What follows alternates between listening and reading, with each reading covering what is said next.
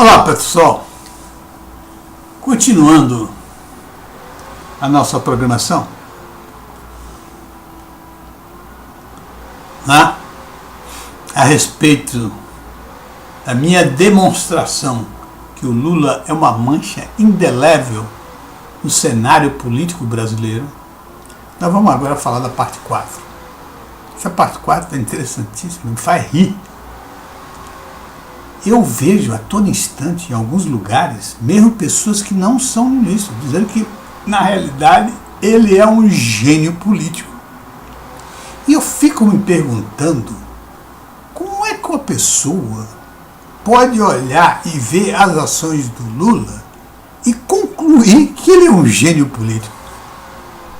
Eu não entendo, eu fico embasbacado. É isso que esse país é, não é? E os esquerdistas colocaram como o único homem que podia consertar o Brasil. Agora, não, é um gênio político. Vamos ver, será que ele é um gênio político? Isso faz rir. O gênio político, se eu consertar um pouco isso aqui, ficou...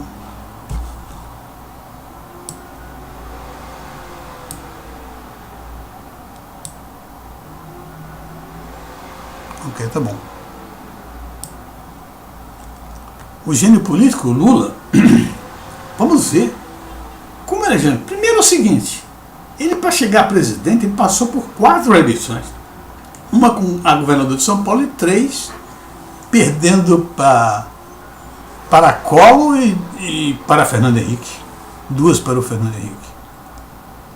E ele se elege ali, e só nós sabemos depois que foi exatamente um estelionato eleitoral. Que o Duda Mendonça comentou, como confessou em lágrimas pela TV no Mensalão, no julgamento do Mensalão, que recebeu dinheiro, fez um contrato com o Lula para ser o marqueteiro dele e recebeu dinheiro quando ele fosse eleito, lá de dentro.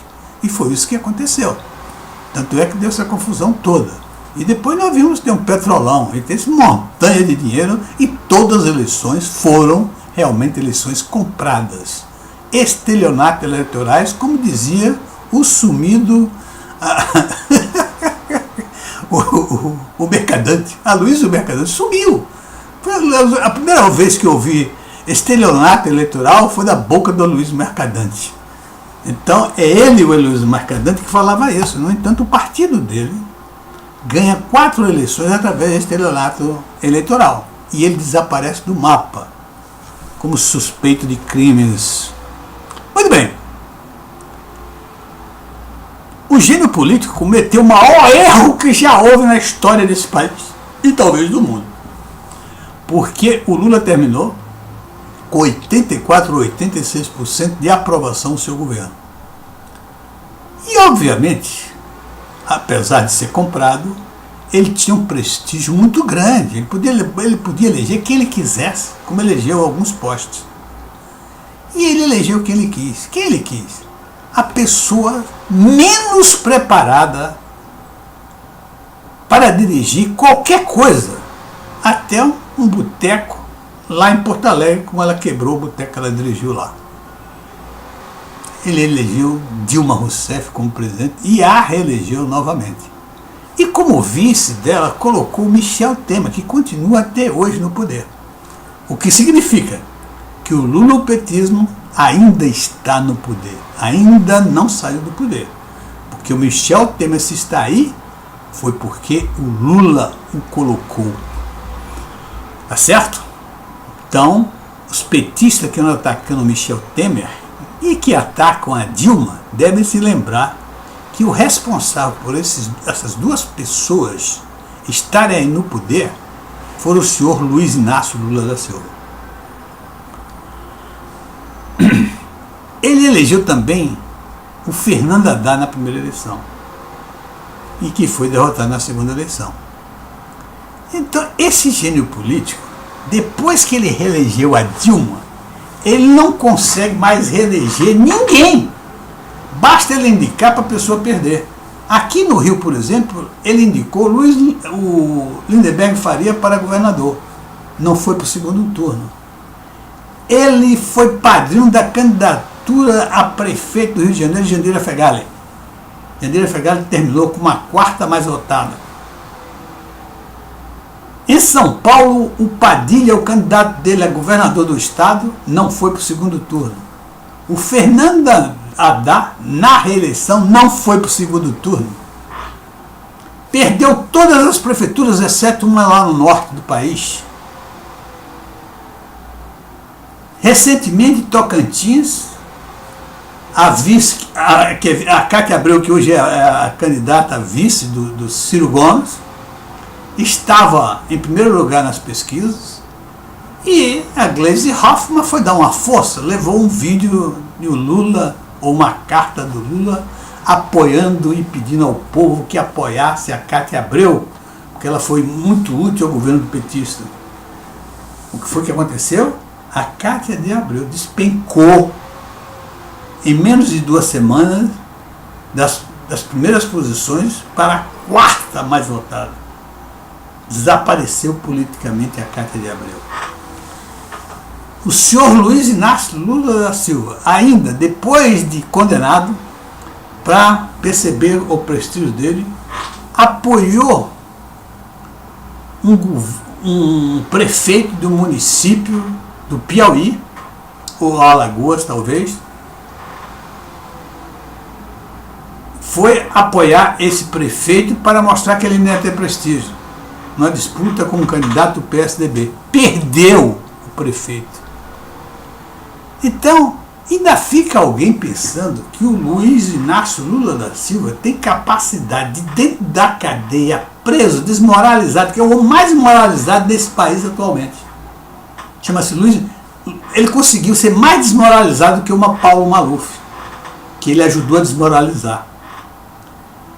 Então, essas pessoas ficam achando que o Lula tem capacidade de transferência de votos. Se ele solto, alguns anos antes, não conseguiu fazer absolutamente nada, não conseguiu eleger ninguém, vocês acham que o Lula vai ter capacidade de transferência de votos? Claro que não tem. Eu posso estar enganado, mas não tem. Só se for por obra e graça de pena. Olha, o Lula está preso na cadeia, gente, vamos dar o votinho para ele, um negócio desse tipo. Caso contrário, não tem condição. Analisando cerebralmente, não há possibilidade de um cara que há 2 anos para cá não ganha nenhuma eleição, e 2 anos para cá a situação dele ficou horrível, ficou pior, cada vez que se passa fica pior. E particularmente agora, quando vê a luta dele com o dinheiro do povo brasileiro, porque ele está pagando os advogados e muita grana para poder fazer maracutaias, todo dia pedir alguma coisa, entrar na justiça com algum pedido a seu favor para soltá-lo, para que ele seja candidato a presidente, não há condição. Ele me parece uma pessoa mimada com o poder e não quer perder o poder. Então fica a turma do petista, do puxa-saquinho, fica ali. Ou os advogados que ficam querendo tomar o dinheiro, ficam achando que ele tem possibilidade de ser candidato a presidente da República. Ele não tem candidato, ele não tem condição. A lei da ficha limpa foi uma lei criada pelo povo brasileiro e aprovada pelo STF, conforme diz a presidenta. É uma lei superior, porque foi criada pelo povo brasileiro, tem que ser respeitada, ou desaparece o Brasil como um país, como uma nação séria. Muito bem, meus amigos. Então, esse é o gênio político. Isso me faz rir. Me faz rir porque as pessoas têm uma maneira de analisar que eu não entendo como. Isso significa fanatismo religioso, futebolístico, é a mesma coisa. As pessoas não percebem que esse homem já morreu politicamente há muito tempo. Isso é um trapo político. Conclusão. O Lula é uma das pessoas mais desclassificadas que eu conheço. Lula não tem uma posição, nem política, nem moral, nem ética. Nunca houve um ato ético para se registrar, que seja registrável do senhor Luiz Inácio Lula da Silva. Nunca houve uma posição dele em relação a alguns problemas. Lula nunca condenou e nunca botou o dedo e nunca e nunca indicou, nunca botou o dedo indicando um corrupto e tomasse as providências para que ele fosse processado e fosse para a cadeia pagar pelo seu ato de corrupção. Nunca fez isso e, no entanto, chamou a todos de corruptos. Começou sua política chamando todo mundo, inclusive o Zé Sarney, que ele disse que era o maior grilheiro do país. E posteriormente ele disse que Sarney era uma pessoa diferente, é uma pessoa que fez muito pelo bem do Brasil. Esse homem que vira de um lado para outro, de qualquer lado, ele não fica em cima de muro, não. Ele é esférico, ele joga em todos os lados. E não é só joga de todos os lados politicamente, não. Em negócio também, qualquer negócio que se propõe a ele, desde que sobre alguma coisinha para ele faz. Meus amigos, eu nunca vi uma pessoa tão mentirosa, mente constantemente, mente de uma maneira tal, sem sequer enrubescer, sem sequer o rosto ficar vermelho. Uma grande prova disso é ele dizer, com a cara mais limpa do mundo, que ele se considera o homem mais honesto desse país, que não existe ninguém mais honesto que ele, nem o Papa. Isso para mim, já passa para outro campo, o campo da psicanálise. Ok? Um abraço, pessoal, e até a próxima.